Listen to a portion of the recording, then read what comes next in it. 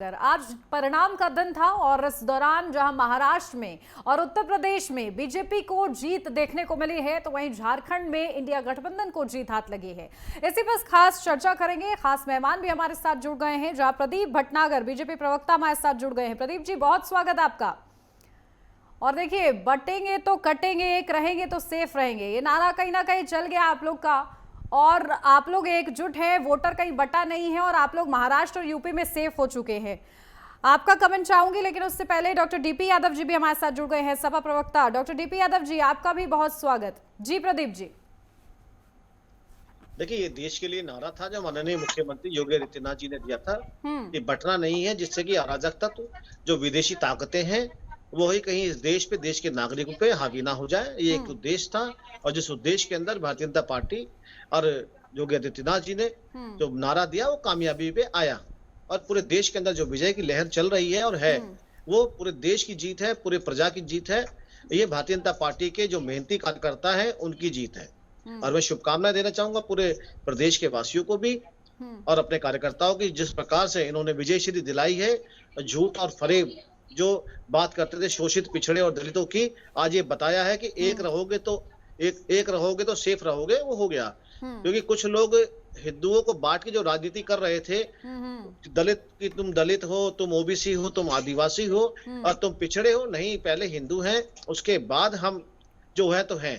तो ये चीजें आज साबित हो गई है महाराष्ट्र के अंदर। वो भी अभी महाराष्ट्र में भी विजय श्री की जो गाथाएं लिखी जा रही हैं वो भी पूर्ण नहीं हुई है, वो चल रही हैं अभी।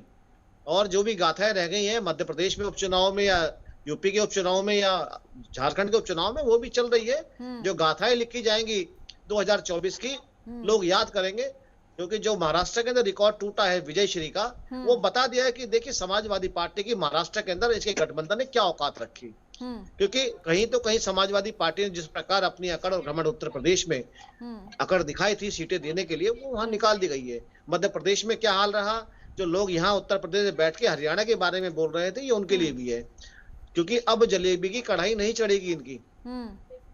सबसे बड़ी चीज ये है। मैं एक चीज और बताना चाहूंगा आपके बीच में कि जिस प्रकार से इनके प्रवक्ता और जो इनके नेता हैं आके जो उत्तर प्रदेश में लॉ एंड ऑर्डर की बात कर रहे थे, अगर लॉ एंड ऑर्डर खराब होता शायद ये 2 सीटों पे भी नहीं आ पाते, क्योंकि चुनाव हो चुका है, हार चुके हैं। तो सारा ठीठरा हम तो पहले ही कह रहे थे काफी टाइम से कि अगर ये हारेंगे तो ये मशीनों पे या निर्वाचन आयोग को गाली बकेंगे, प्रशासन को गाली बकेंगे, उल्टा सीधा बोलेंगे। वो कार्य शुरू हो चुका है।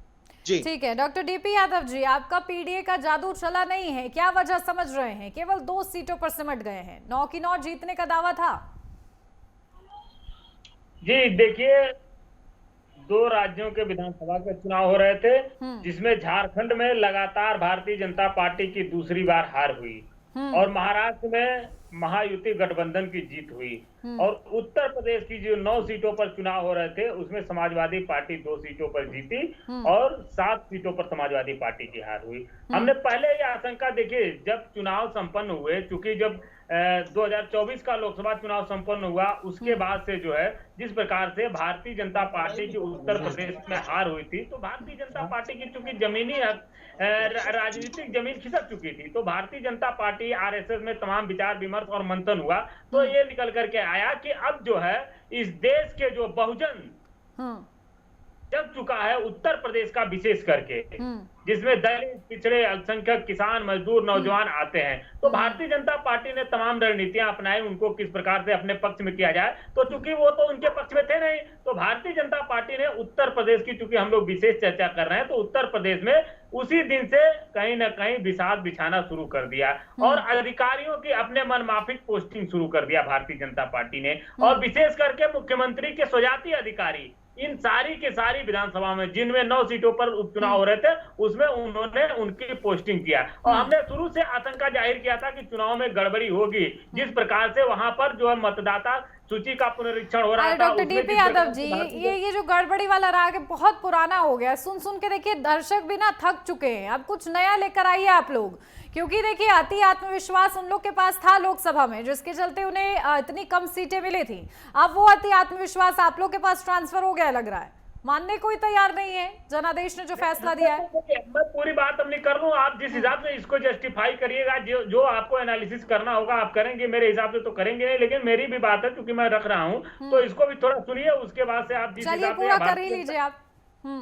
भारतीय जनता पार्टी के मित्र भी इसका एनालिसिस करेंगे, फिर हमारे जो और साथी पैनलिस्ट बैठे होंगे वो भी अपने अपने हिसाब से एनालिसिस करेंगे, लेकिन जो सच्चाई है, जो जनता जानना चाहती है, जो जनता ने महसूस किया, मैं उसको बता रहा हूं। देखिए, हम लोग जब चुनाव प्रचार में जाते थे तो जनता यही कहती थी कि हमने तो आपको 2024 में जनादेश दिया, और मैं ये बताऊं, अगर 2024 का लोकसभा चुनाव सही ढंग से फेयर हो जाता तो भारतीय जनता पार्टी इतनी सीटें नहीं जीत पाती। जो 33 सीटें जीती है भारतीय जनता पार्टी, उसमें से आगे या पीछे का 3 गायब हो गया होता। मैं आपके चैनल के माध्यम से डंके की चोट पर इस बात को ठीक है, तो फिर ऐसा करिए, मतदान कराना ना आप लोग बंद करा दीजिए। आप लोग अपने हिसाब से फैसला सुना दिया करिए कि भाई हमने जनता से बात की, 2 लोगों ने कहा कि नहीं हम तो आपको वोट देकर आए और आपने सोच लिया कि नहीं भैया हमें ही वोट मिला है, ये तो सब गड़बड़ी की वजह से इन लोग को सीटें मिल रही है। बात ठीक नहीं है, थोड़ा सा फैक्ट्स के साथ बात कीजिए। और जनता देखिए अब समझदार हो रही है, अगर मंथन कर लेंगे तो आप ही लोग का भला होगा। ठीक है, हमारे साथ राधेश्याम दीक्षित जी भी जुड़ गए हैं, वरिष्ठ पत्रकार हैं वो। राधेश्याम दीक्षित जी, बहुत स्वागत आपका भी विश्लेषण मैं चाहती हूं, क्योंकि जिस तरीके से परिणाम सामने आए हैं, खासतौर से उत्तर प्रदेश की, क्योंकि कुंदर की ऐसी सीट जो इतने समय से लगातार समाजवादी पार्टी के खाते में जा रही थी, वहां पर बीजेपी का आना, और ये 7 सीटों पर पूरा एनडीए ने जिस तरीके से कब्जा जमाया है, किस तरीके से विश्लेषण कीजिएगा, क्या फैक्टर काम कर गया? देखिए, ये एक जो संगठन को बांधकर जमीन पर काम करने और साथ में जो चुनावी रणनीति है, निश्चित रूप से ये एनडीए के पक्ष में गई है, और समाजवादी पार्टी ने भी अच्छा प्रयास किया। देखिए, राजनीतिक जो ये पूरी जो कवायद है, ये हमेशा एक बड़ी रणनीतिक एक आधार बना करके लड़ी जाती है, उसके परिणाम आते हैं। ये हम सामान्य तौर पर बहुत तरह के आंकड़ों से समझने की कोशिश करते हैं कि जातिगत स्थिति क्या है, वहां की आर्थिक स्थिति क्या है, समाज का हिसाब किताब क्या है, कौन से दल किसके हैं। फैक्टर्स तो बहुत से होते हैं, लेकिन आप देखें कि कोई भी दल, जैसे कि अगर आप लोकसभा चुनाव में देखें, समाजवादी पार्टी को बहुत बड़ा फायदा इनकी रणनीति के आधार पर हुआ था।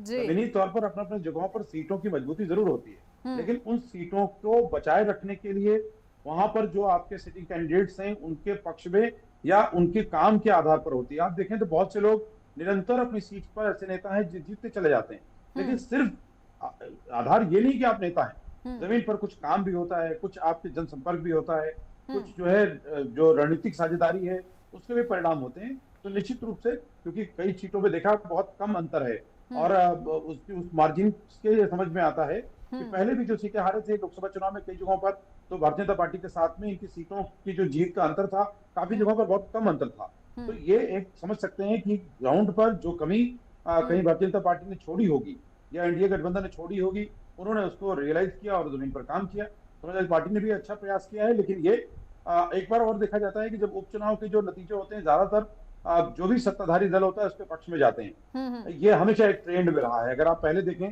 समाजवादी पार्टी की सत्ता थी तो उपचुनाव में हमेशा उनको ज्यादा फायदा हुआ। तब विपक्ष में रहते हुए भारतीय जनता पार्टी आरोप लगाती थी कि समाजवादी पार्टी ने सत्ता का दुरुपयोग भी किया।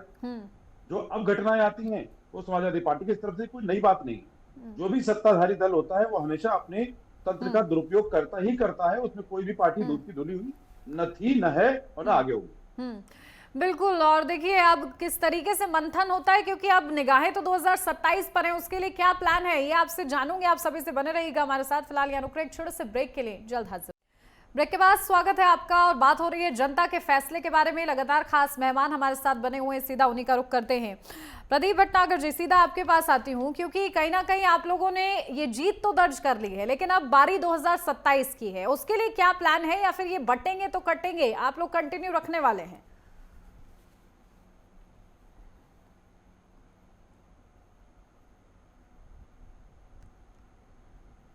प्रदीप जी, आपकी ऑडियो म्यूट हो गई है, इसे एक बार अनम्यूट कीजिए।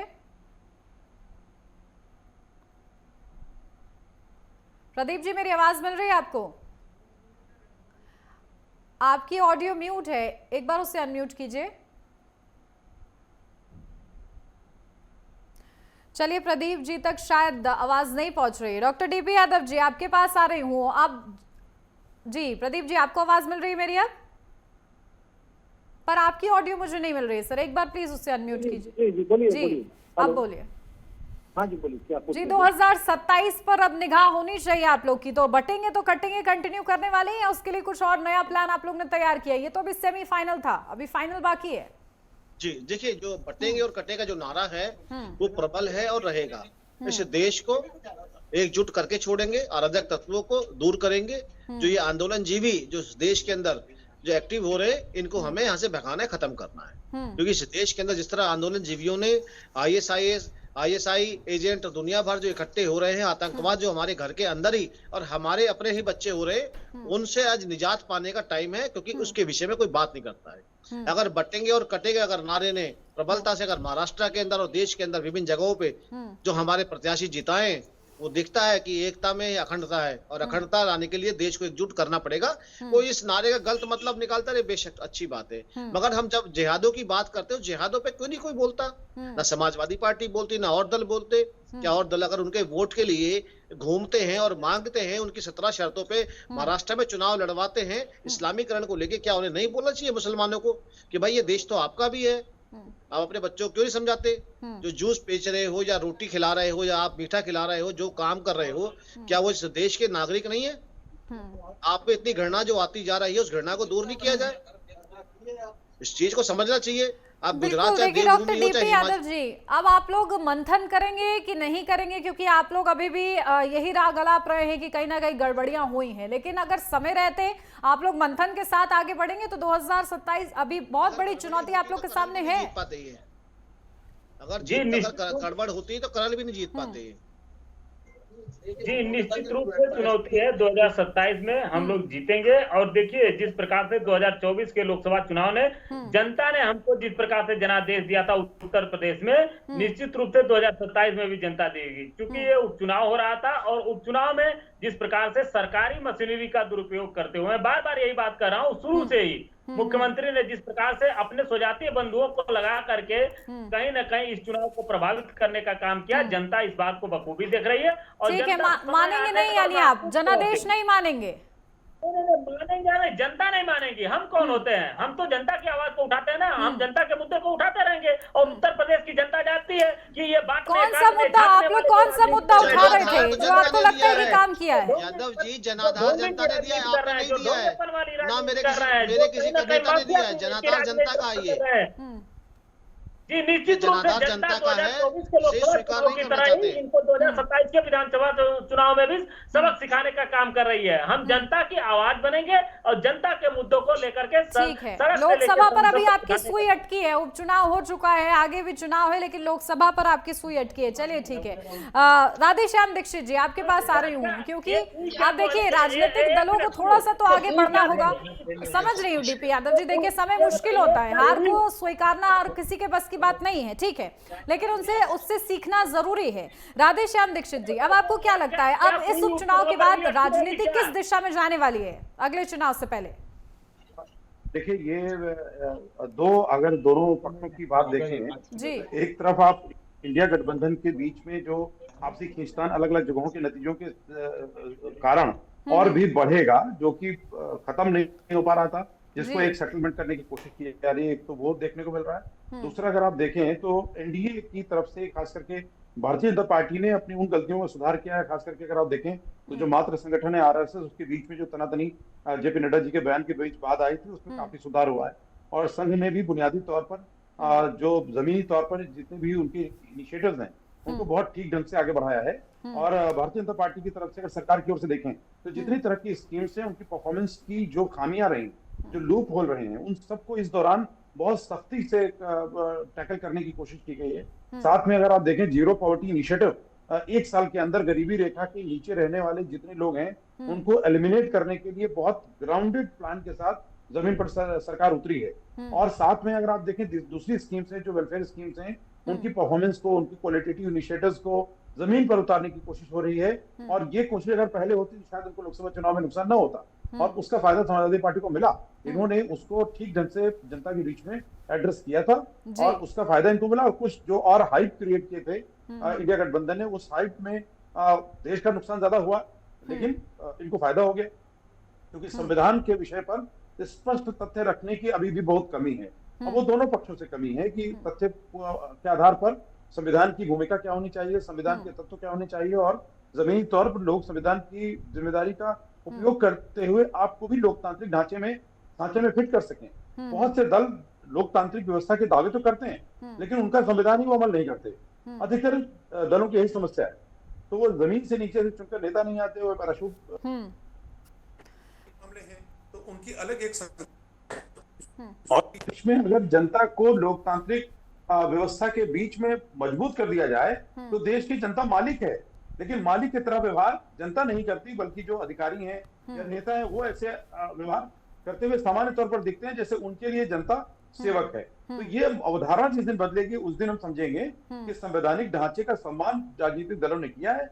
जब वो बिल्कुल, देखिए इसका सम्मान जरूरी है, क्योंकि सिर्फ संविधान दिखाने से कुछ नहीं होगा। चुनाव के दौरान भी लगातार प्रचार प्रसार में ये कहा गया कि बाबा साहेब वर्सेस बाबा का ये चुनाव है, और देखिए परिणाम सबके सामने है। लेकिन कहीं ना कहीं सभी को समझना होगा कि कैसे एकजुट होकर आगे बढ़ना है। राजनीतिक दलों को भी जनता के कल्याण को सर्वोपरि रखने की जरूरत है। बहुत शुक्रिया आप तीनों का ही हमारे साथ जुड़ने के लिए।